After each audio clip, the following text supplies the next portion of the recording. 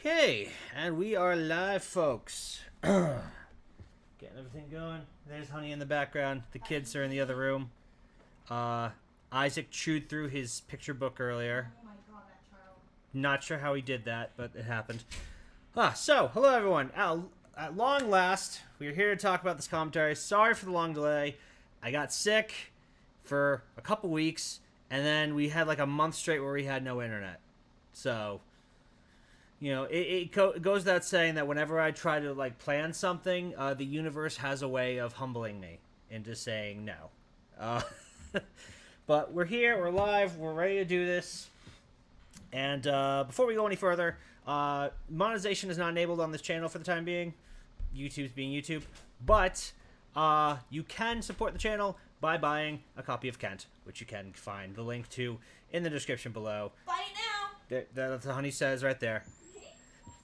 And yeah, that's my little. I don't get any sponsors, so that's my little promotion at the beginning of the stream right there. So, anyhoozle, let me just see real quick. Rooster Teeth inside job, yeah. Let me see real quick if I can do what I did before. Yes, okay. Yeah, I'm gonna have me in the the right there. And have the commentary going right here. I don't know necessarily if you'll be able to see it. Screen capture. Hang on. Screen capture. No. Okay, so it looks like I'm going to have to... I got a copy, now what? Tell your family to buy copies. I don't know. I'm in case you haven't noticed, I'm not much of a marketer.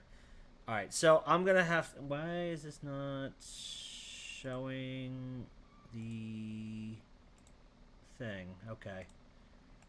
Might not be able to do it again this time, so I may have to tune in and out of the chat, but mostly I'm going to focus on the... what I'll do is I'll do like a chapter at a time and then focus on the whoever's talking in the chat and then go back to a chapter and then etc. etc. Nice to see you all again. Hope you all have a good one. Oh, something just dinged, but... Oh, woo yeah! Thank you for the subscription, my good dude.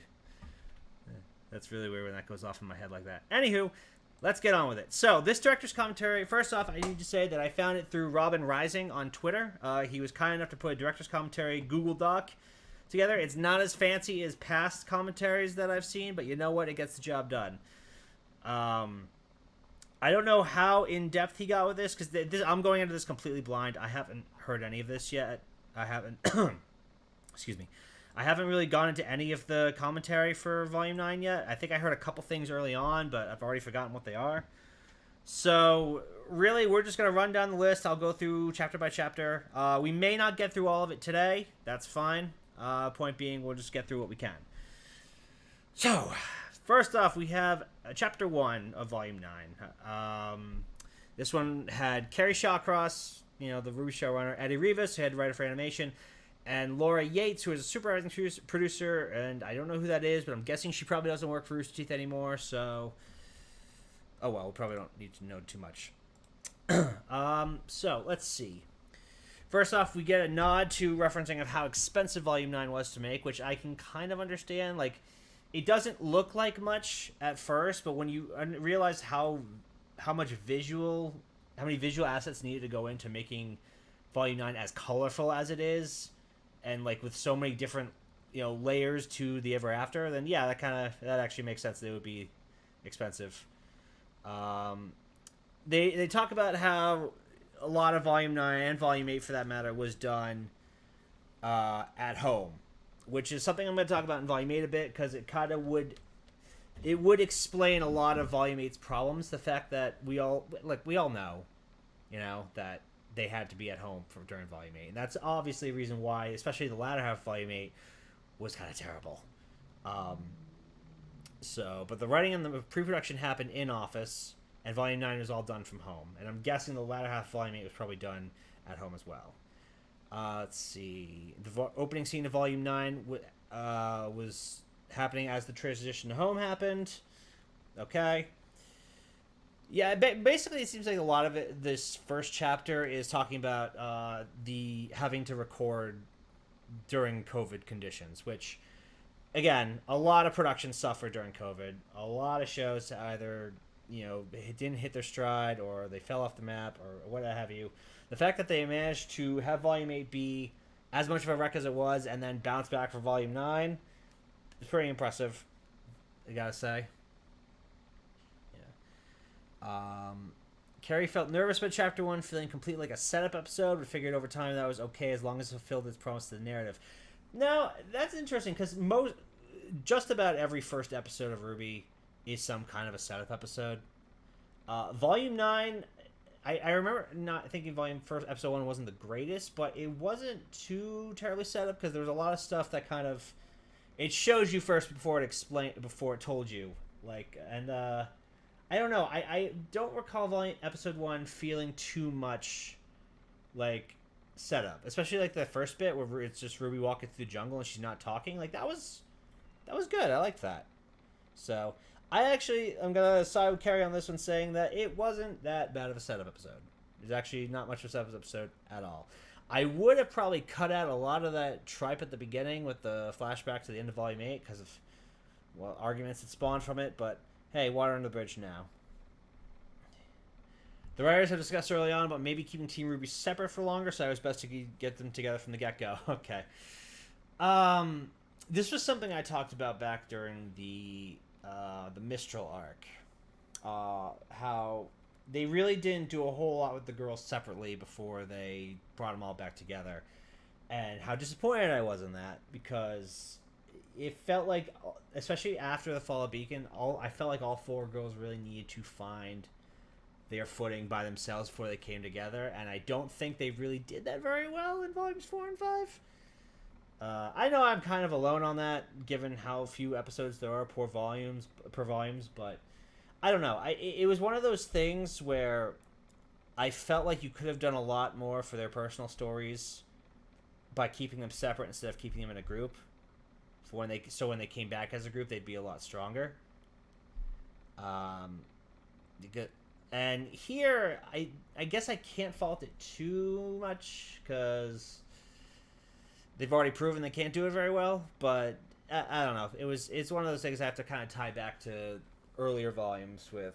Yeah, you could have done it better then, but now because you didn't, now we're stuck with what we got. Eddie says that from the beginning of Volume 7's writing stages, Volume 9 was to be a personal volume for Team RWBY, so they needed to be together for ASAP. Don't know if I agree with that, but okay. Because a personal volume can go several different ways. It can be personal for the team, or it can be personally for the individuals. All them being together does not necessarily mean you can still have them to have their own personal journeys, but not have them be together. Does that make sense? I don't know if it does. I don't know. I feel like they have the characters be very codependent on each other instead of being like strong on their own. I don't know. Maybe I'm speaking on my ass, but I don't know. I just feel I look at Avatar and how strong each character was individually, and they all had to go through their own journeys by themselves at times as well. And I just don't see that with RWBY as I have done with Avatar. I'm not even a huge Avatar guy, but I have to acknowledge the writing was incredibly strong there. Let's see. Editor finalized the Squawky Bird despite the fact the role was going to be cast via auditions. I don't know what that has to do with anything. Burkhart's always written remotely. Okay. I don't think she lives in Austin. I don't think she lives in Texas, for that matter, but I don't know. Volume 8, mostly from home, allowed them to get through the learning curve for Volume 9. Yeah, we talked about that a bit. It's kind of a shame that Volume 8 had to suffer so that Volume 9 could be great, but hey, whatever. One mocapper at a time makes sense. Eddie said they spent a while figuring out what order Team RWBY would appear on screen in Chapter 1. They wanted RWBY to be first, Yang to be last, and they said Wesley Blank would be together in the middle to save time and give them one-on-one scene. Carrie said having Yang be last as the first one to fall made sense. Okay. So. I get that. And I get that the Yang being the last one to be found when she's the first one to fall totally makes sense. The problem was you had Ruby and Blake fall together. Like, they were together when they fell, and then they're nowhere near each other. And then Weiss fell a good amount of time afterwards, and she and Blake are the ones who end up partnered together? I understand, like, the symbolism here, but I feel when it spits in the face of continuity, I feel like you could have done something better here. I don't know. Eddie and Carrie struggle to remember the inception for Little in the writer's room because it was so long ago. I mean, you guys come up with minor characters on the fly literally every volume, so why is this... it doesn't really matter at this point. They figure it was to help introduce the Ever After concepts and add a companion for Ruby's arc. I mean, listen, Little was the best character of the volume, so I can't really say I mind too much. Carrie was the one who came up with Little, basing on the Dormouse, which I think is a character from Alice in Wonderland. I think it's the mouse that's at the Mad Hatter's party. I don't remember that. It's been a long time since I read it. Secretly, it's Stuart Little. Okay, sure, update the wiki if you need to. Little represented how Ruby started in a way. Fresh, kind of naive, but with a good heart. I guess. A reminder of where Ruby started to help contrast where Ruby is now. This ties into a larger problem with Ruby in that for a very long time her character did not change much. She's only really started to get a little more bitter and jaded the last couple volumes, and even then not really too much. Like, it's been very inconsistent. I should say volume 8 was actually better with it. That was one of the things that I guess it did kind of decent, but I don't know. I feel like they missed an opportunity after Beacon, and they missed an opportunity during the Haven bit, and then only in the later years they were like, oh, maybe we should have Ruby actually develop a bit. I don't know. Rigging team making Little quadrupedal and bipedal. Oh, okay. Yeah, that makes sense. Ariana Filippini is the one credited for Little, and she was heavily crunched during the production of Volume 9 JL Films. Why are you openly admitting that? With all the shit that's gone down with crunching through your productions, why in God's name would you admit to being heavily crunched during the production of Volume 9 in Justice League? They don't learn. They don't learn. They never learn.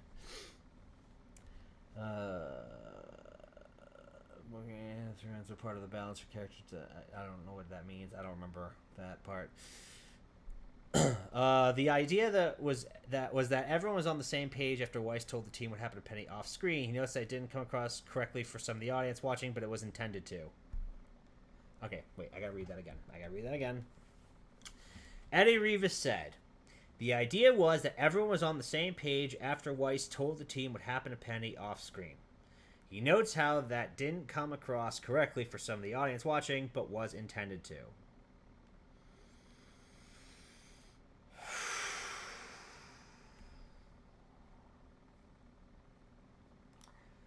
Why do they keep being... Why are they still okay with having the important conversations having off screen?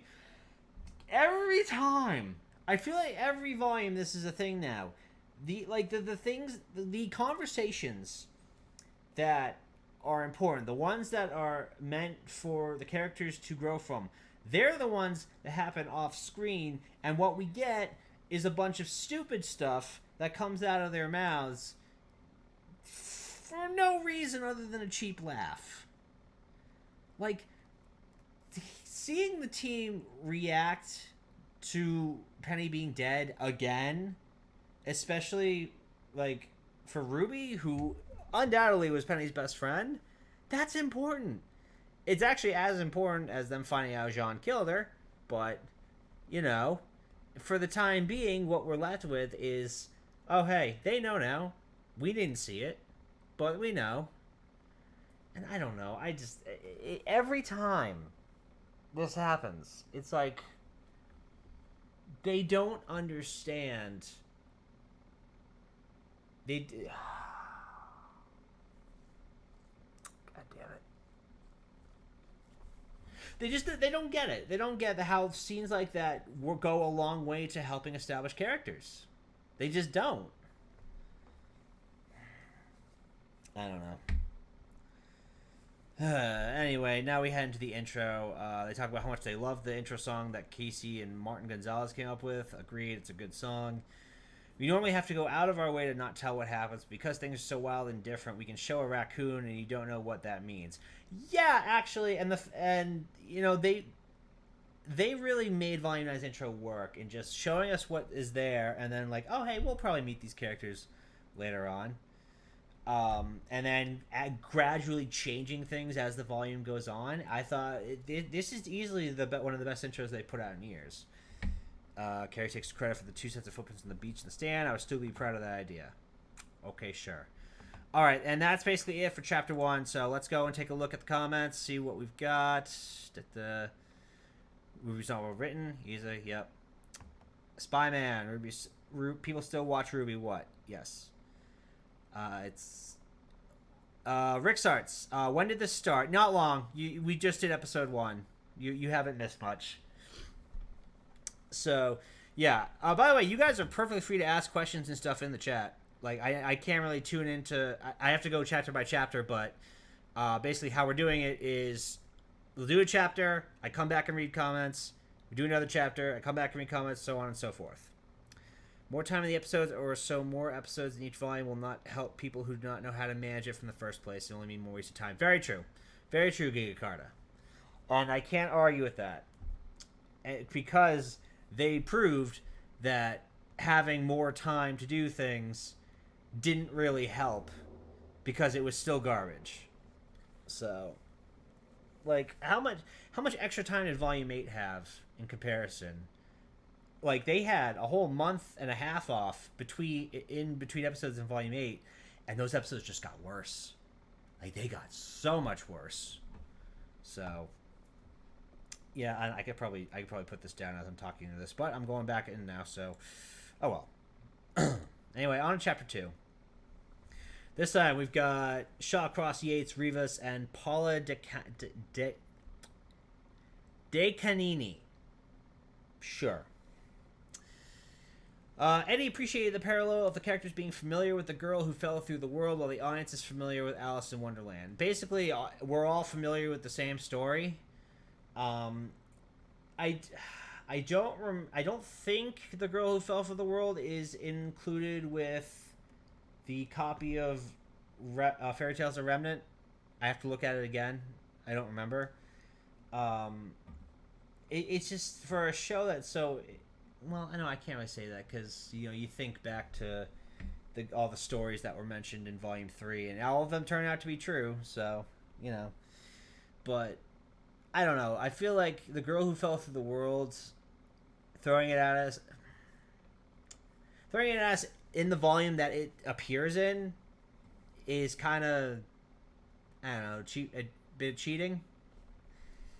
Paul admires the character choice for Blake to take a bit of a leadership role. The most emotionally mature. They still think that has gone through the most character growth. They still think Blake is the most emotionally mature of the team, despite 8 previous volumes, really just volumes 4 and 5, of her being volume 6 too, with how she handled the Yang thing, of her kind of being the least emotionally mature. And, you know, all the time she's run off on people. She's refused to talk to people. She's deflected. Like, none of this speaks to emotional maturity. The whole Adam thing was definitely not emotionally mature. This is the same argument they've been peddling for years now, and it still isn't true. What Paula should have said here is it made more sense for Blake to take more of a leadership role, considering she reads the most books and probably knows this story the best. That makes sense. When the storyboards were made throughout the volume, they arranged the camera where RWBY is the most visually isolated. Yeah, we noticed. There was a lot of contention, and we knew that going into volumes in 7 and 8 about how Team RWBY handled the Atlas arc. And the idea was all of it was always that they were going to fail and not have made all the best choices, and to be able to have our characters saying, despite us, in reference to Weiss in Chapter 2. Yeah, this I don't know if he's quoting this verbatim or not. I don't know, like the guy who put this document together. Um, there has been a lot of contention, mostly as to whose fault it really was. I still maintain it was everybody's fault. Um, but yeah, I guess. Hmm. Okay, that's all I got with that. Yeah. Paul said the huge number of assets was scary, but also exciting because they got to explore and innovate as a production. Compromise was a big word for us this volume. Okay. They used a lot more matte paintings in volume. The fucking matte paintings made a return. Right, yeah. Because that worked so well in volume. Well, okay, to be fair, in volume 5, it was a matte painting of the town when it should have just showed us the whole town. Here, you can make more of an argument for it because we do eventually see these places used used for their intended purposes as well. Like in volume 5, we got the matte painting of Mistral, and then we never saw any of Mistral again. And then, but here we get matte painting of like the sectors, but we still visit the sectors. We get a matte painting of maybe the tree, but we still go to the tree. So okay, you learned a bit here. Not just backgrounds as floor sets, so they wouldn't have to be in 3D, which saved time and money. Again, with the time saving money stuff. Lucy Christian improvised Little Song. Lucy Christian is a pro actor who has been involved in maybe over 100 or so productions. So yeah, I would trust her judgment on that. Eddie said they wanted to tone of Miyazaki's spirit away for Chapter 2, that things are whimsical on the surface, but below that is a much deeper tone. I admittedly am not much of a Miyazaki guy, and I don't think I've watched Spirited Away. Let me just double check that.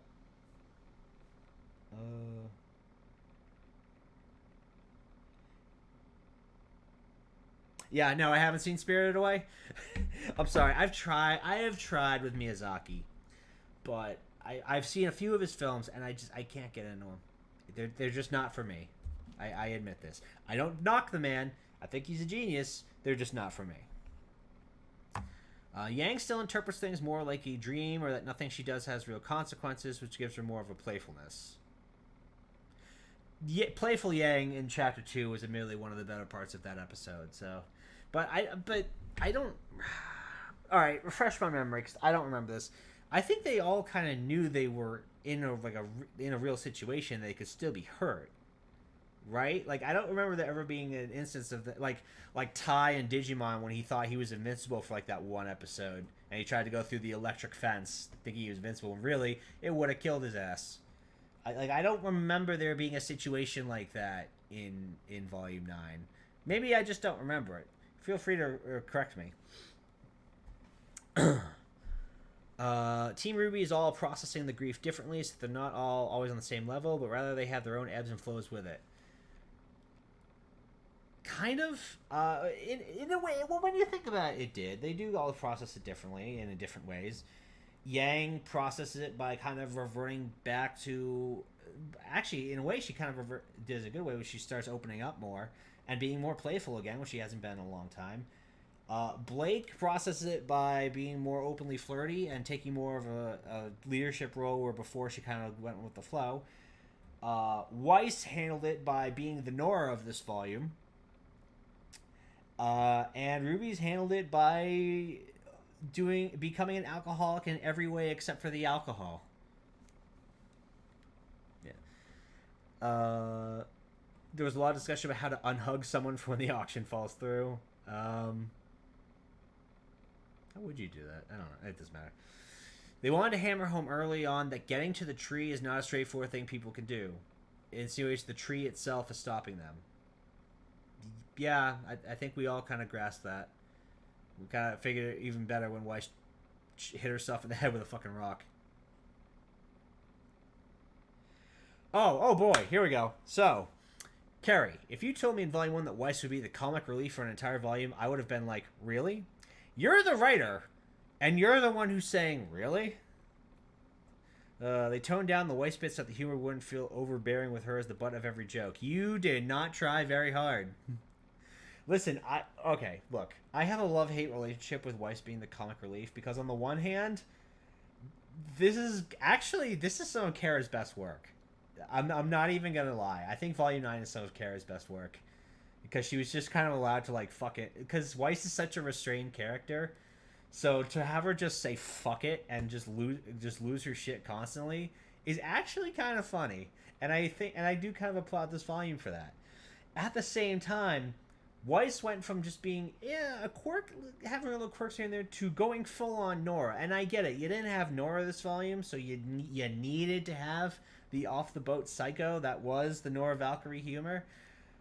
But it's so weird that they picked Weiss for that. I mean, I don't know. Maybe Yang would have been better.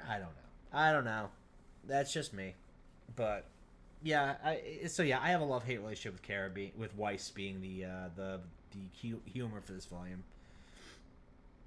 And lastly, WBI understand at the end of chapter 2 that RWBY isn't handling it well, and they do nothing about it for most of the season. So is that really all they said for chapter 2? Yeah, that's really it for chapter 2. Wow. I mean, I get it. They get it. It's a short episode, but like they didn't even like. They didn't talk about getting the arm back. They didn't really talk about the raccoon at all. Like they.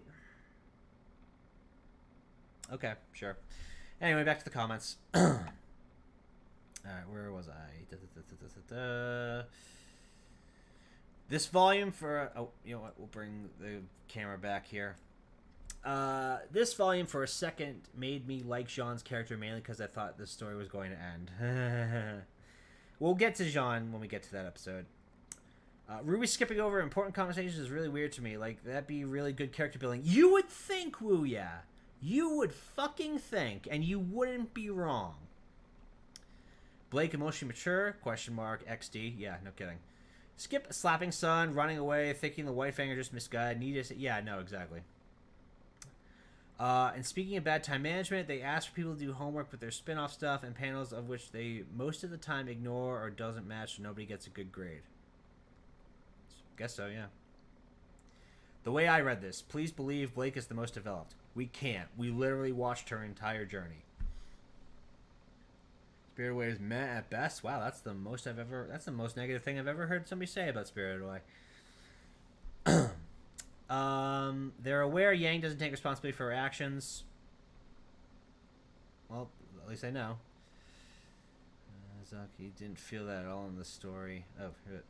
Weiss was the only one who didn't have a storyline to complete. Well, she would have if, you know, the shit with her family had actually mattered. But, yeah, it didn't, so we don't. Her being the butt of the monkey was process of elimination. Yeah, I guess. But really, Yang didn't have much of a story to complete after Volume 8, except the whole hooking up with Blake thing. So, you know, whoop-de shit. We solved that problem. I don't know.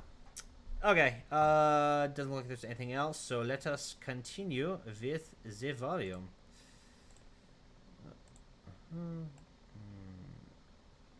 Alright, we're on chapter 3 now. Hopefully there's a little more to talk about in this one. Chapter 3, we've got Carrie, we've got Eddie, we've got Connor Pickens, who's a director in the episode, Dustin Matthews, who's a director and who's with the company for a very long time, and Kiersey Burkhart, who wrote the episode. Episode 3, I recall, was the one with the prince, which is great because that episode was great. Chapter 3 was one of Eddie's favorite episodes of the entire series. I think a lot of people would agree with that because that was like that. It was a good episode. It had great music. It had really cool moments. You introduced the cat, which aside from Little was the best character of the volume. You asked questions that were actually interesting to ask. And we got to have, you know, tiny Weiss, Blake, and Yang for a couple episodes. It just, like, you know, it was a good episode. And I feel like I can say that because it was all other people working on it. So you didn't have anything to do with this episode. Okay. This was also the last chapter that Connor worked on before leaving Rooster Teeth in July 2021. Oh, okay. Carrie and Connor nod to the Escher references in this episode. I don't know what that means. What is Escher? I don't know what that means. Kiersey is very glad the toy horses happened after she had pushed for them. Okay. And then Kiersey purposefully made the toy soldiers likable and endearing because the prince would be so obnoxious. But isn't that just Alice in Wonderland? Carrie relates that a lot more of the animation was hand-keyed because of the mocap restrictions, and I think this episode hugely benefited from it. Prince would likely have had more mocap, but being able to push his moments with hand-key animation sold his character a lot more. Well, the character is supposed to be like almost like a puppet. So, yeah, hand-key would make more sense for that character. Connor says, Giorgio de... I'm going to butcher this man's name. Giorgio de Chirico. I am so sorry if I mispronounce that. Surreal artist was the inspiration for the green sky and much of the Acres overall art direction. Is that the one? Oh wait, is that the one everyone was talking about when the volume was going on? Because I honestly don't remember. Connor jokes that the prince hates the color green because of the green sky. Green is the one thing the prince can't control. Okay, I thought it was more just like a nod to the queen always needing everything like red or whatever the color was. I don't remember. Connor jokes that the prince. No, sorry, I'll read that one. Aaron Wynn designed a lot for this episode. Well, Aaron has, a lot of the design for this episode was really good. Kerosene nods to the fact that the audience thought that the butterfly mattered so much. That was my favorite. I forget. Did the butterfly? Wow, it has been a while since I watched Volume 9. I don't remember. I don't fucking remember the butterfly. Dead ass. I don't. Also, I hate when they do stuff like that because it makes it sound like they're making fun of their audience, and that's really, really rude. Don't do that. Just don't. Connor was responsible for the camera direction of the shot where the butterfly descends through the bell tower. Okay. Connor has previously stated his admiration for orbital camera, volume 8. Okay, don't care. Ruby was still carrying that depression from the end of chapter 2, but putting it away for the sake of her friends. Of course. Literally carrying her tiny team is visually symbolic of her role as a leader and the stress she feels from it. I just thought it was a funny visual gag, but you know what? We can go with that. Sure, why not? In the script, the explanation of the rules wasn't interspersed with the action, but it was changed during the storyboarding and previs phase in order to be more engaging and add a layer of how the prince is realizing Team Ruby is human. Having rules interspersed with the action actually makes things go a lot quicker, and I think we all agreed that the whole game part of that episode was fucking A+. Like, I don't remember any of us having a complaint about any of that. So, yay. Michael Malconian was the prince's voice actor, and the vocal performance was phenomenal, exactly what Kersey imagined.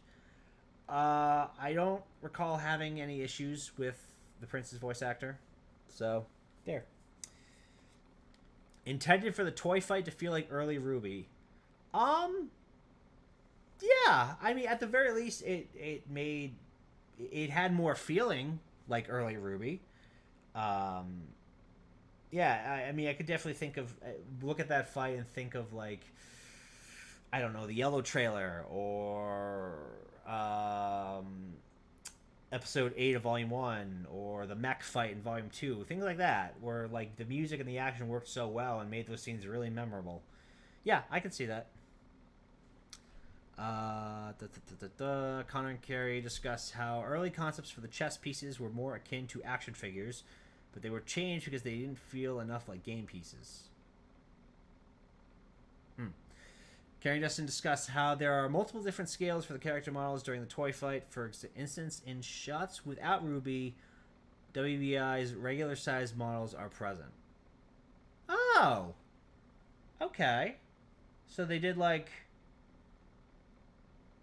There was this on scale shot. Okay. That's actually kind of clever. I'll give them that. That's a clever one. Carrie mentions the struggle working with the cat's design. Oh, I can imagine the cat was a pain in the ass. The cat does not have exterior outlines, only interior lines, so it's a unique challenge in post-production. Does that mean it's like... So, alright, so anybody animating can correct me on this, because I'm not an animator. That's not my expertise. Interior lines means, like, all the like exterior means like basically the wallpaper, right? Like their skin color and things like that, and the interior is just like the outline. Am I right on that? I feel free to correct me. I get Floof in here. He can probably answer that. I know two things about animation: Jack and shit. Um, Kiersey was the first to write the cat and set a great tone that the other writers are able to piggyback off of. Well, in that case, Kiersey Burkhardt, I give you a round of applause because from the beginning, the cat was, again, one of the two best characters of this volume. Like, his entire character is so endearing and engaging and very well done. And so, Kiersey, thank you. Carrie and Connor nod to the cat's first scene having high intensity and the second one being creepy and liminal. Carrie said it was good to be able to hide the cat's true nature behind the fact that maybe they're just weird.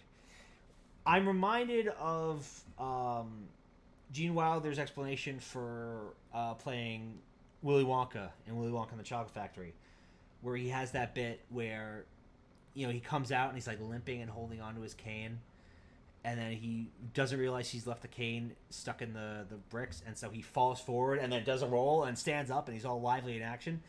And he said his reason for doing that was from that moment onward, no one would know if I'm lying or telling the truth. And I feel like this is kind of in the same vein as that. Because, yeah, you really can't know if the cat is lying or telling the truth. That's just the kind of character it is.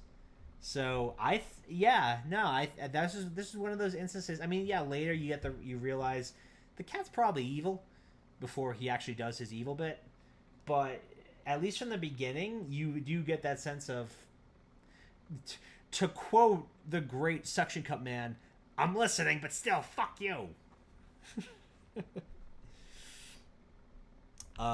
Eddie says he's always surprised that Neo's introduction is at the end of this chapter.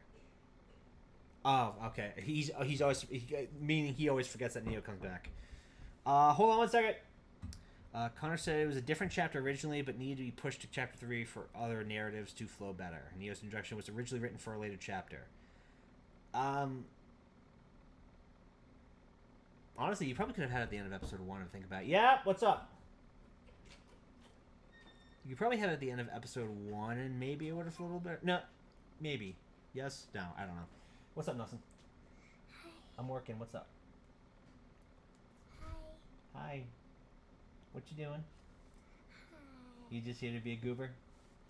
Okay. All right. Well, we just finished this chapter. This is then for chapter 3, so we are now going to go to the comments. Bring it in. Hello, Nelson has joined us for the time being. All right, where did we leave off? We were right around here. Okay. Rick starts with Bumblebee was the crowning achievements of both their characters, pretty much.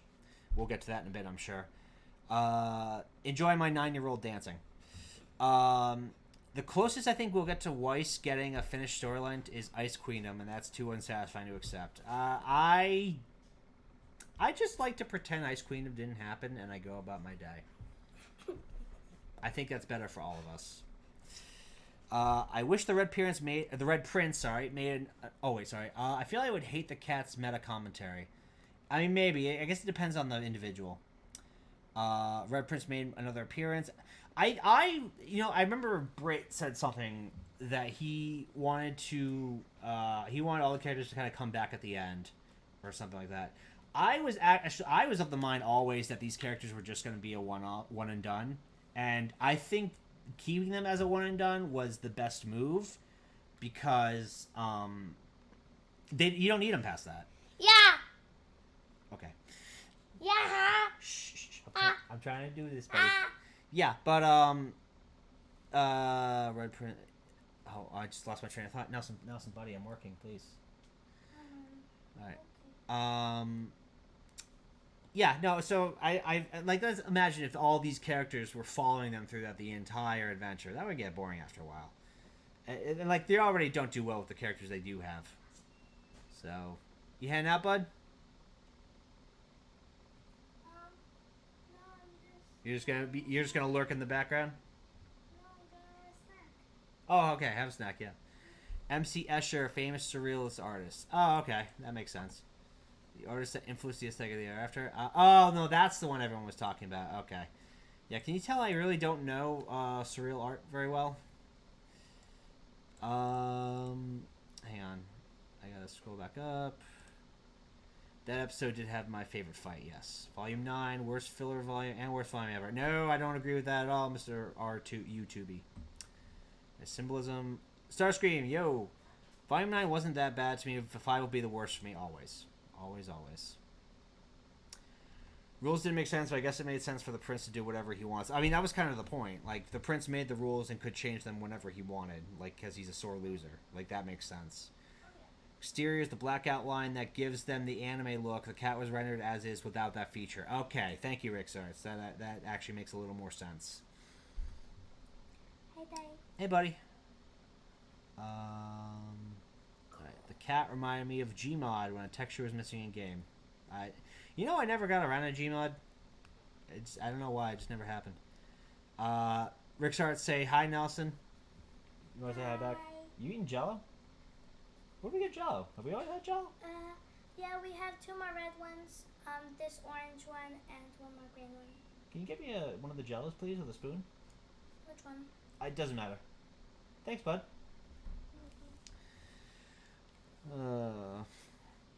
The cat goes from good to great on rewatch. I believe that. I need to rewatch it. So great and stuff. Wait. Suction Cup Man coming into RWBY to join the fight and throw F-bombs at the Grim and Sam will be one of the only things to help the show. Dude, Suction Cup Man for Volume 10. Get that hashtag going. Just right now, just get on Twitter, get that thing. Suction Cup Man for Volume 10. And tag Rooster Teeth. Cute kid. Yeah, he's alright. He's an alright kid. He's alright. No, he's great. He's the best. There you go. Thanks, bud. You're welcome. Yeah.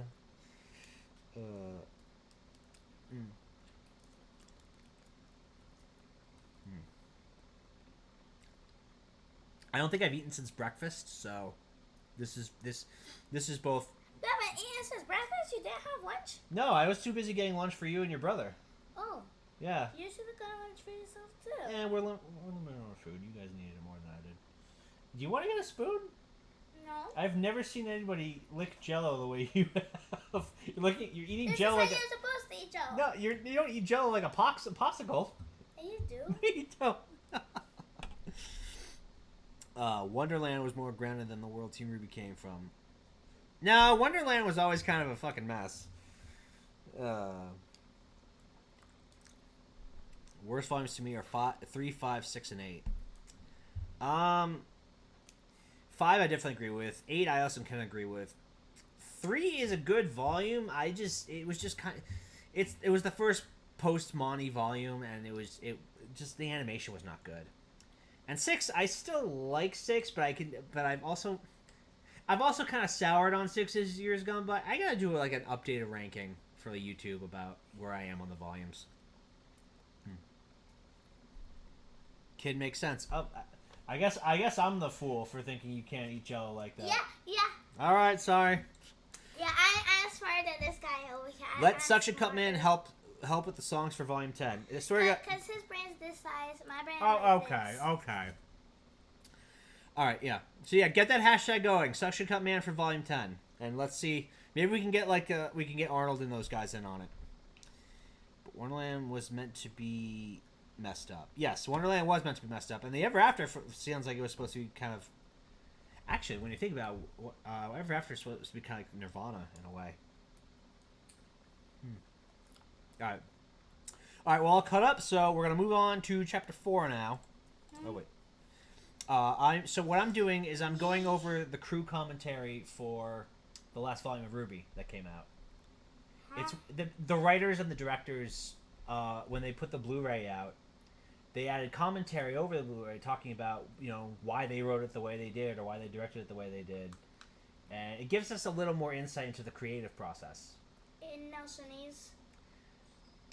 It'd be like you reading my book and me telling you what I thought about it as I was writing it. Nelsonese is a different language.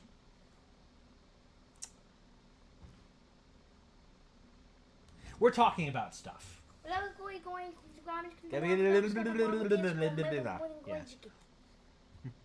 You know what I just said in Nelsonese? What?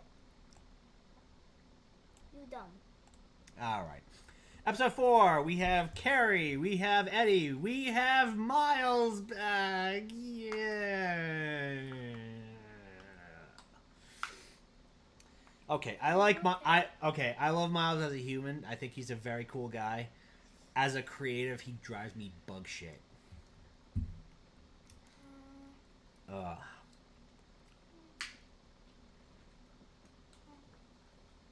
So, Miles knows this gush about how fun the cat was to write. Dustin, who's also on here by the way, mentioned the same for the animation size. The cat sounds like he was an interesting challenge that was made worth it by how great he was. When they originally discussed potential changes cuts to the chapter, Carrie would say, "We can trim anything as long as it's not the butt joke." To be fair,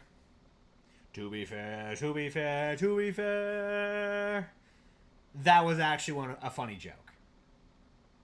I sense a butt coming, and then his ass like crawls along after him. That is actually a funny joke, so I'll let this one slide. Carrie praised Robbie Damon's vocal performance for the cat. Robbie Damon is one of the best voice actors out there, and I know I tend to say that a lot, but it really goes without saying. Robbie Damon is a phenomenal voice actor. You listen to him in Persona 5. You listen to him in he's in the Digimon Tri movies. You listen to him in what was that anime? I'll go play some Minecraft. Okay, bud, have fun. Okay. Oh, you gonna do it here? Yeah. Okay. Good, my doll's here. Just anything he's been in, you can watch and you can point to it and be like, yeah, he's given a great performance here. Actually, he also does audiobook. He did one of the narrations for One of Us is Lying, the Karen McManus book, which is like one of the best YA mysteries out there. And I think they actually got him back for the new book that just came out, reprising his character. And he's great in that. So if you ever get the audiobook for One of Us is Lying, definitely do it, because Robbie Damon is awesome in it. And Oh, I got the Global Resources set. nice. And it was the book that I'm like, wait, voice actors do audiobooks? Wait, is it on? And that's how I found out about Color World. The audiobook that Jeremy Lee and Todd Habercorn do. You guys just saw me kind of splurge my Jello all over my beard there. I'm so sorry. Thank God I'm only in the corner right now. I did move the video, right? Yes, I did. Thank God. He was Spider-Man. Oh, I'm tuning back for a bit. Oh, I guess he was in Spider-Man, but not very good in Spider-Man. Okay, I'm gonna come back. Sorry, didn't mean to break church now. Miles praises how the cat came to life after he wrote for them. When in doubt, have them do cat things. Yeah, you know what? That can pretty much sum up any character that's based off an animal. I don't think any of my Carrie felt it was important that on paper the cat would only appear to be doing positive things until chapter 6 when they're called into question. I mean, that's how you do a good double cross, so yeah, makes sense. Miles said that when writing the cat's abilities, if the Looney Tunes can do it, then the cat can do it as far as cartoon logic. You know what? I've heard worse cartoon logic than copy the Looney Tunes. Because at least it works. Yes, Dusty.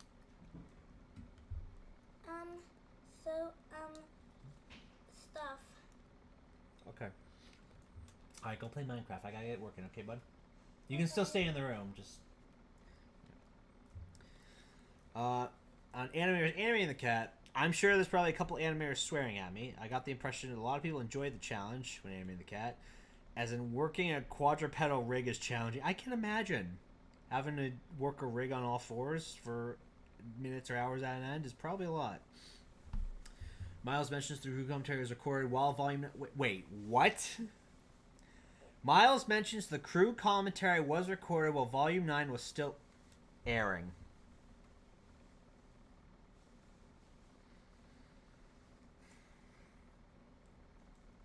Daddy, are you okay? No, I just had a brain aneurysm. Alright, sounds good. Thank you. Why the heck do we have a villager here? Oh, there's You're commenting on the process of making the volume. when you haven't even finished the volume.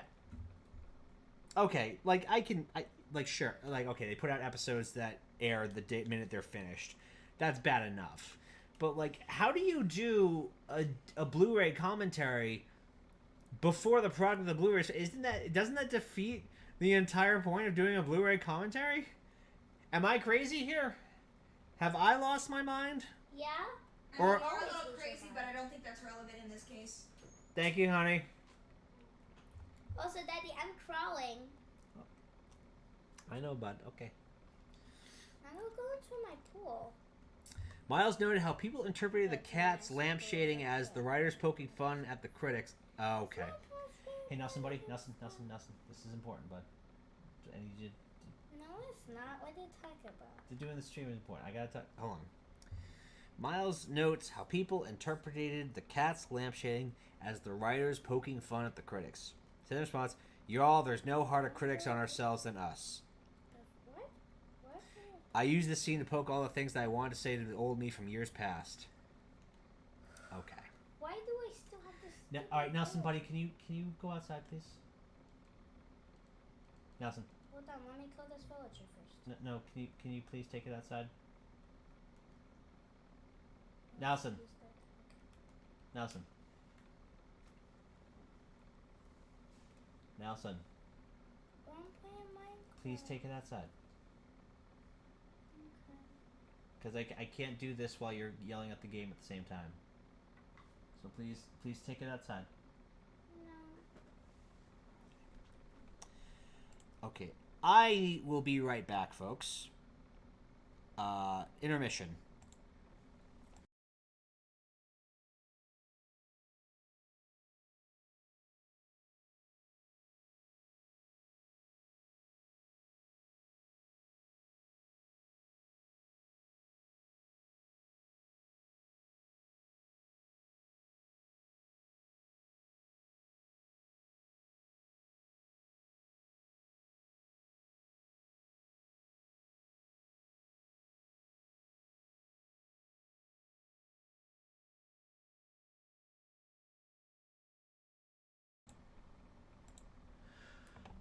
Okay, and we are back. So,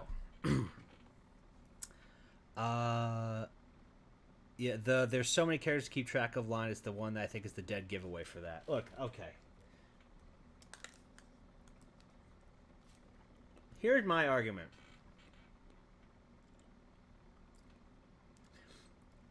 Here is my argument for that. Don't fucking acknowledge it in the show. You can acknowledge it outside of the show. You can acknowledge it like in the commentary, like right now in the commentary panels. That's fine. Don't fucking draw attention to it in the show itself. It makes no sense for them to talk about a character who appeared for a grand total of 1.5 minutes. What, 6-7 years ago now? Like, who cares? Like, I'm sorry, but this is one thing I'm not gonna give them leeway on. One time we put together a list of every character in the show, and I want to just walk off the edge of the Titanic. I can't. Well, whose fucking fault is that, Miles? Half these characters you don't need. The other half you could have got rid of way before now. And he calls attention to the cat's delivery of "I certainly say so" about Alex learning her lesson as so sinister and dark once you have the full picture. Yeah. Conversations before meeting RWBY are split between the Red Acre and Gardens Acre, but they originally were going to be mostly held in the Red Meadow. Why does that matter? Okay. Any Miles poke fun at Weiss saying the Rusted Knight is handsome. Remember everyone was like, White Knight shippers rise. Fuck you. Also, I don't remember the Rusted Knight being mentioned in before he showed up. Maybe I'm just weird. Or maybe I just, again, one of many things I don't remember. You give me White Knight, I'll kill you all, I swear to God. Anyway, Miles notes how they take advantage of every little thing RWBY can blame herself for throughout the volume, including not paying attention to the cat. Oh, okay, I think I got it. In Chapter 5, WBY gets everything on the list but put it on RWBY. Like, what have you been doing in the meantime? Wait, what? I think I'm missing something in that paragraph. The paragraph's not written very well. Okay. You take advantage of every little thing RWBY can blame herself for throughout the volume. The cat and RWBY. I'm not going to say WBI. I'm just saying RWBY. Get everything on the list, but put it on RWBY. Like, what have you been doing in the meantime? I don't. They definitely did that last volume where Yang was like, "Yeah, we followed your lead, but things didn't really work out." I'm like, "It's not all her fault, you psychopath." I'm not sure what they were going for with that one. I'm sorry. Miles appreciated getting the right for the herbalist since the caterpillar is one of his favorite parts of Alice in Wonderland. Okay. Weren't sure if they'd be able to show the herbalist smoking, but it worked out. Why? Haven't you had characters smoke in the... And what does it matter? You've shown characters being blackout drunk on camera. I don't know. The cat saving the team at the end was to further the idea that the cat is only doing good despite the fact the cat led them to get lost, meet the herbalist, and have visions. Cat wanted to scope out which of the four girls was the weakest. Oh. Okay. You know what? Good on you. I like that. That was actually kind of clever. Like using the herbalist to figure out which one you were going to body jack at the end, or try to body jack at the end. Okay, good call. Miles said they had the idea for a standalone Alice in Wonderland play early on. Oh, god damn it. But finer details weren't developed at the time. More of that early on shit. Miles wanted to live in the RWBY smoke scene forever, but is happy with how much the rest of the pipeline made the minimal lines come to life. Hey, Miles, some of the Weiss stuff you wrote is some of my favorite in the entire series about Weiss' speech to reform himself. I actually have to agree. See, that's what I mean about Miles. Like, Miles can pull out some great character writing when it matters. He's just not a good storyteller. Like, I've shown examples throughout the decade of reviews that I've done of how Miles does do good character writing. Like, he did it in RWBY Season 10. He did it in RWBY Volume 2. He did it in, I assume, Camp with the Season 2 finale. Like, he's good at those character, like, moments. It's just saying the rest of it's ass. Dustin was invested in working on Chapter 4 as someone who'd been on the crew since Volume 1. Yeah, Dustin has been on that long shit. And now he's gone. They give props to Lindsay, Kara, Aaron, and Barbara for their vocal performances of The Smoke, especially playing two different characters each. Yeah, I can go with that. And now we're on to Episode 5, so time to go back and get some comments going. Okay. Scroll back up. Where did we leave off? We left off...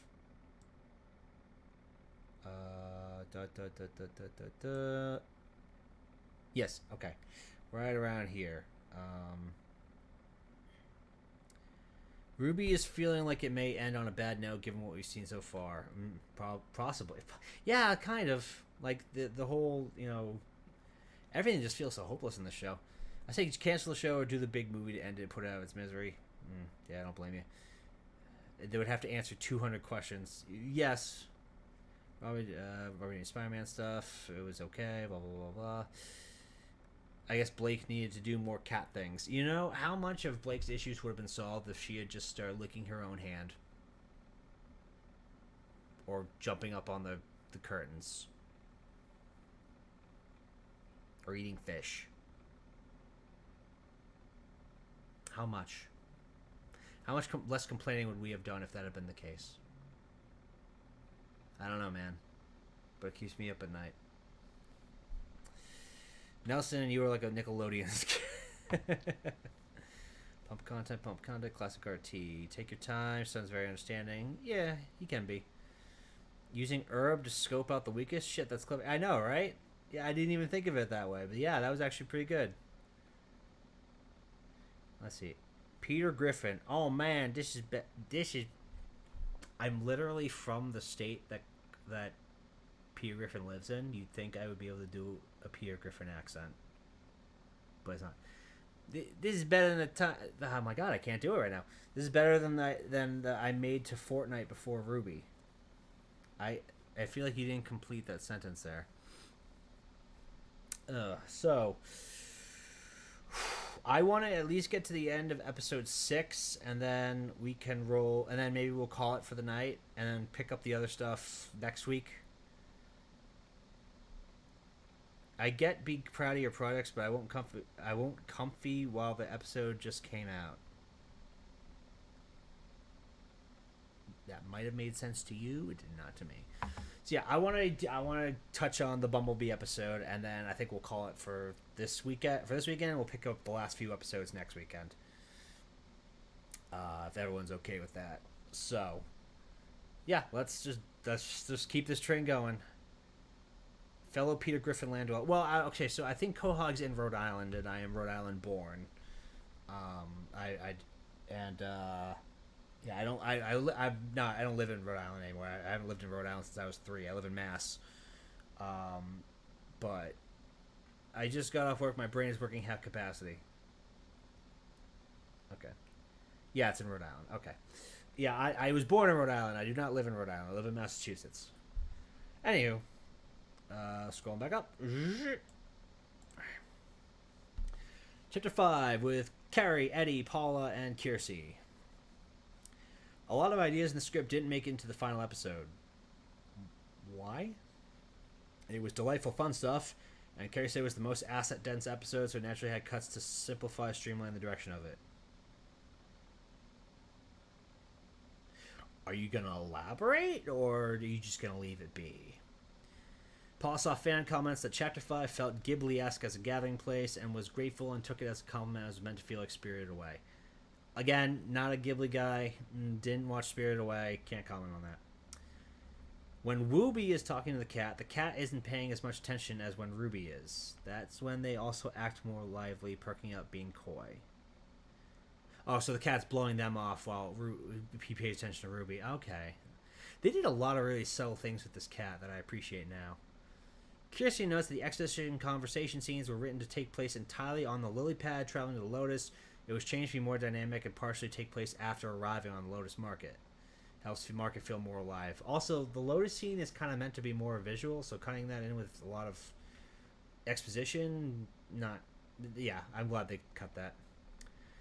They were originally going to be a bit where an alligator afterin was tending to the same tree Jean pulled the clock from. It was meant to portray that someone had recently stolen a clock. The alligator was supposed to cry gigantic crocodile tears and realize a clock was missing.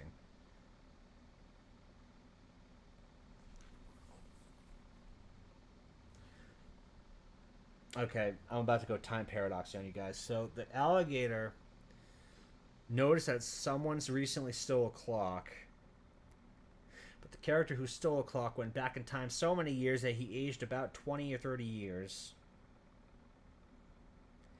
to get to the point where the clock would have been stolen. But how would he have done that if he had already gone back in... No, I'm not doing this. I am not. No.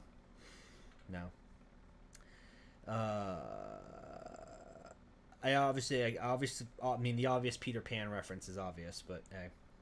It's lucky they changed the location of the time tree after this was cut. Yep. In this cut, we had to pick our battles. Very complex rig. Billy Burstyn was supposed to voice the alligator. Don't know who that is. This alligator was supposed to be what the cat courses to help fight the Jabberwocker. When it became the Hawker, Kiersey felt very sympathetic to them compared to the alligator, which would have felt more fitting to fight. Okay. She and Eddie spent a lot of time literally iterating on the blacksmith scene so that I did what it needed to do for their character, RWBY and Little. They spent time considering when the right time to introduce the blacksmith, seeing her a little bit more than when we ended up seeing her in the final version. But I'm happy with where it landed right after RWBY's encounter with herself in the smoke. And the Ever After itself is now reaching out to RWBY directly. The Ever After itself is now reaching out to RWBY directly. In other words, some of the blacksmith's content was trimmed up. Okay, I guess. I don't know. Blacksmith's a weird character. Paul likes the direction of the blacksmith's character, looking enormous, like she should be terrifying, but the voice actress, Kim Lin Tran, again, don't know her, Nearly gave her a calm, soothing voice. Powerful entity, but you're not meant to be frightened of her. The blacksmith has a really cool sounding metal voice. That is weirdly soothing. So that works. Built like a truck, talks like a therapist. Interesting. And then I think this is a writer note, like the person who wrote this note. Eddie and Paula uses she/her for blacksmith, who otherwise isn't ever referenced via any pronouns in universe. Not sure if that matters, but okay.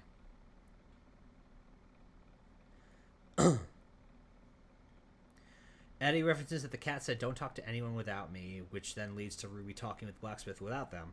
Eddie says the cat said that because they wanted to control who had access to Ruby. Oh.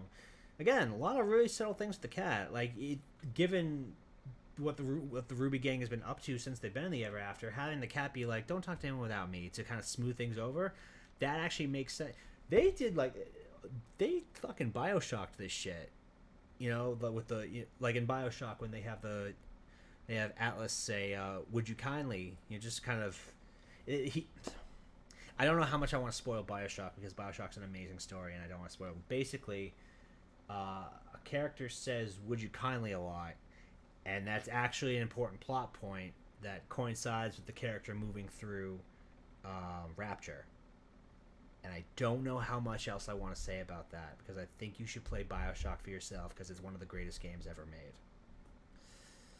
Anyway, Weiss's line of "Where have you been?" after the blacksmith scene was meant to indicate WWOOBY didn't recognize Ruby's struggle or that Ruby is Ruby and can handle it. Yes, it seems to be a lot of things saying about that. Ruby bartering with her rose pendant led to a lot of continuity error fixes behind the scenes. Oh, really? Really? Okay. Some people have pointed out that the pendant is still there in some scenes, notably the beginning of Chapter 8 when Ruby yells at Little, "I said go." So, that's all you want to say about the pendant? Nothing else? Not about the fact that it didn't gain any importance or... We did. Here's the thing, like they said the pendant and it was like the mother's promise, and it's just like, okay, you can make the argument that we didn't need to know that before then, but like, I genuinely had forgotten she even had the damn thing on her outfit. So like, it's not the fact that we didn't know that information. It's fine if we didn't, but the fact that we had gone 8 volumes, never even. We had no idea the pendant meant anything. Why should it? They all have their emblem somewhere on their body. What does this one matter? I don't know. It's one of those kind of cheating things where, we hid the fact that this was important in some way when they didn't even acknowledge it in any way, except then. John enters the scene. Detective Jack Walker. Eddie sings, "Here comes the boy." I don't know what that means. And Kirsty's like, "I've thought about that for so many years now. You have been working on this volume for 2 years. Right? Volume 7 was when they brought her in? Chatterbox is a personal favorite song of his on a personal level since it's most similar to the kind of music he normally listens to. I gotta listen to Chatterbox again. Fond of the moment where Weiss looks out upon the destruction because Weiss is still dealing with her own trauma. Well, I mean, she just saw her home burn to the ground and I hear my baby crying. Weiss's line of "I'm tired of leaving places in ashes" is putting another burn on RWBY because she's adding to the pile of "everything is our fault" without realizing that's how RWBY is into internalizing it. I mean, yeah, but at the same time, Weiss is allowed to comment on that because it was her home that burned. And my kid is crying something fierce. He's probably hungry. Yeah, you should. They enjoy the moment Blake being book nerd as they meet the Rusted Knight. As Blake is taken back by John's reveal, "Oh no, he's hot." And that is it for Chapter 5. Bringing it back on to the comments.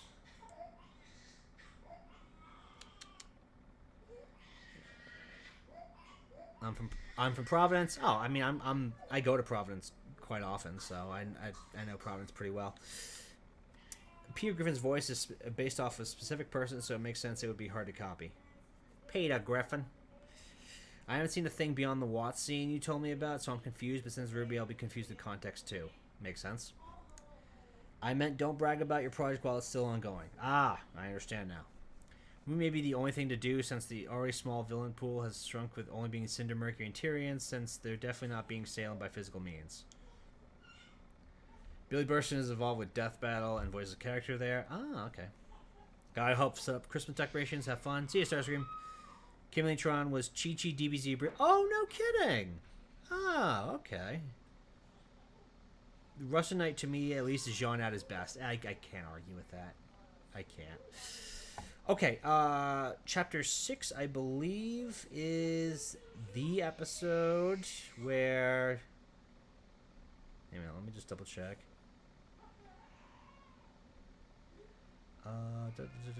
Yes, okay, this is... Alright, this will be the last episode we cover this week. And then we'll cover the rest next week. So, let's dive in to the Bumblebee episode. Chapter 6, we have Carrie, we have Eddie, we have Issa. Hi, Issa, you haven't been on yet. And we have Yates. They jokingly call this the Jean episode, not anything else, in a we'll get to that kind of way. Oh, okay, they went, yes, a Jean episode, and nothing else. Yeah. They feel odd talking about Bumblebee because it's not publicly confirmed yet. The crew commentary was recorded the week before... The commentary was recorded the week before Chapter 6 aired after Chapter 5. Oh, you know what? I'm just gonna leave it. Just gonna leave it. Just gonna leave it. He hasn't had any today, no. Because I thought you said don't do water because it would like mess him up or something.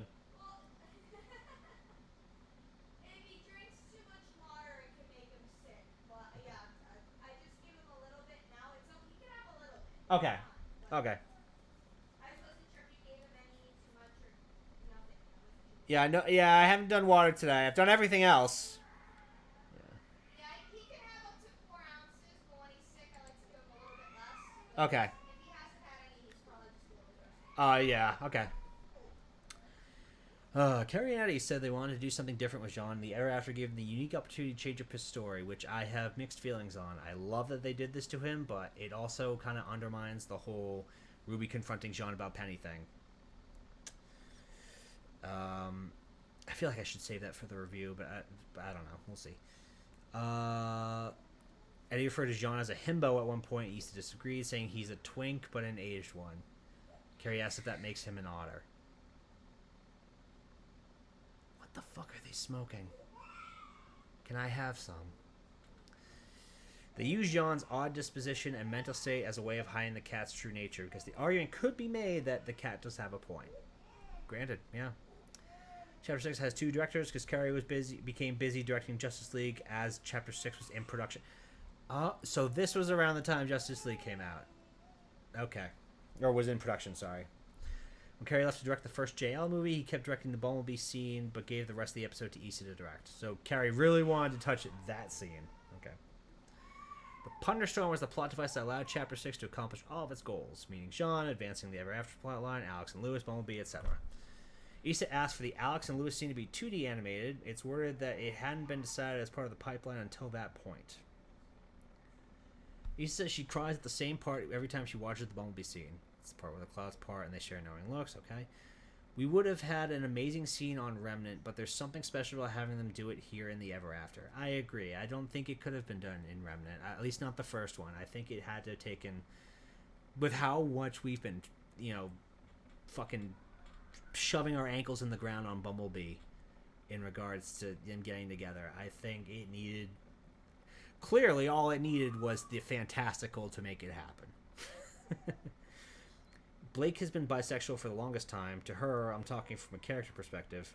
Maybe why it's taken them a little while. Reason number 1 is because we want to feel right. Reason 2 is that it's something that's new for Yang as she realized something about herself. Okay, wait, hold on. This might be the note taker's problem making this. So reason number one is because we wanted it to feel right. Okay, I've heard that argument a lot. I can't say one way or the other on it. Reason number two is this is something that's new for Yang, and she's realized something about herself. What is Yang's real dating history? Because they made her sound like a party girl, but they haven't actually...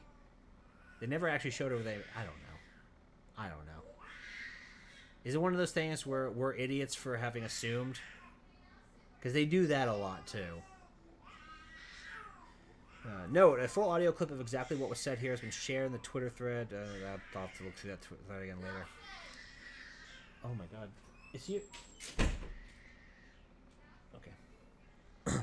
Eddie admires how his writing translated to the screen, that Yang was keeping everything surface level and fun, that, oh, your cat ears are cute. But then Blake turns it around and says, this is what I really admire about you, and completely takes Yang off guard. I've said this before, but I've rewatched that scene several times, and I still think it's beautifully done. Like, you know, Bumblebee haters aside, because I know there's always going to be that point of contention with that ship, but I think after 9 years, it was like they're going to finally do it, and it's going to be disappointing. So the fact that they made not only a good RWBY scene, but a good scene in general. I mean, yeah, the dialogue's a little heavy-handed. Yeah, it's contrived, but it just works so well. So, yeah, you know, I guess the argument you can make here is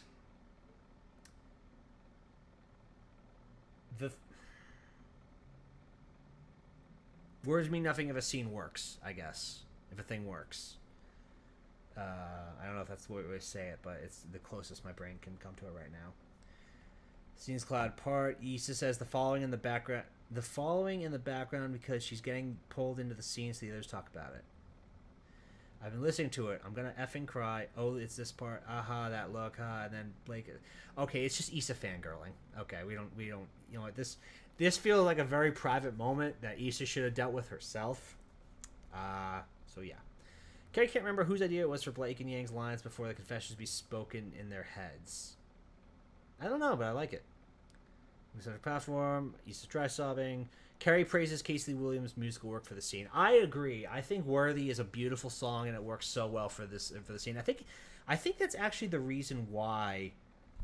One of the reasons why I think the scene works so well is the song. Like, you know, with past like slow songs, you got like piano or like acoustic guitar. This one feels different. It feels more intimate in a weird way, and it's a level of depth to it that RWBY's music hasn't reached in some time, and I think it works so well. The build up, the way the song builds up the way it does, and then that chorus it hits, and it's just like damn. As I said, it took a lot of hands for the Bumblebee scene to come together how it did. It shows, honestly.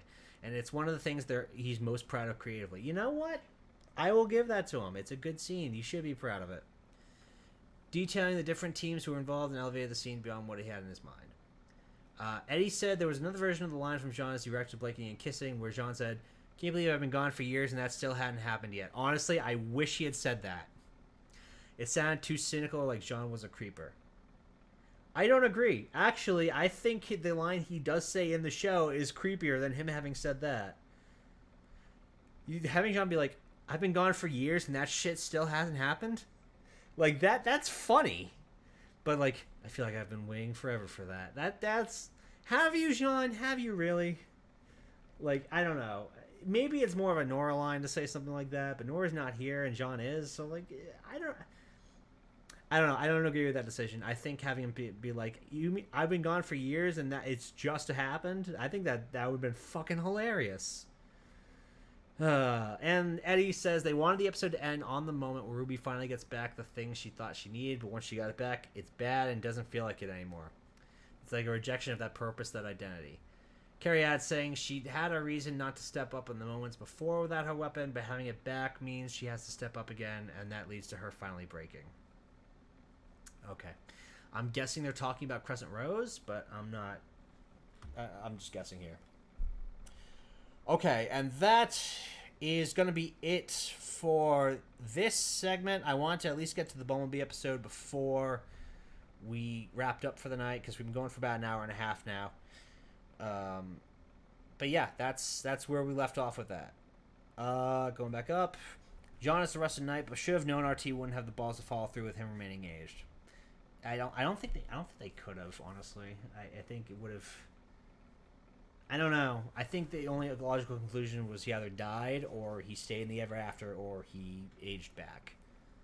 The old Jeans felt strictly as a product of the ever after and not a product of Remnant.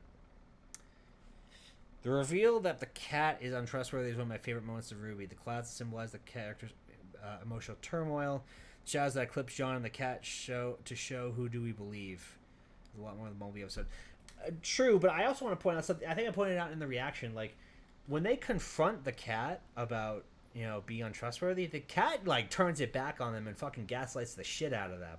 That to me is what made me realize he wasn't trustworthy.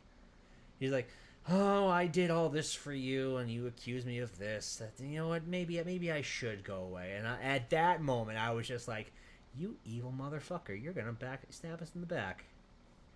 Yeah, not the clouds or anything like that. Like that was the moment where I stopped trusting the cat. Because I realized if he's just gonna throw their complaints back in their face and completely deflect it, oh yeah, the motherfucker's hiding something. The Lewis reveal was neat. Yeah. We knew at least in Volume 1 that Yang liked guys or had interest in them during Episode 2. Yeah, I guess, but like didn't really do anything with it.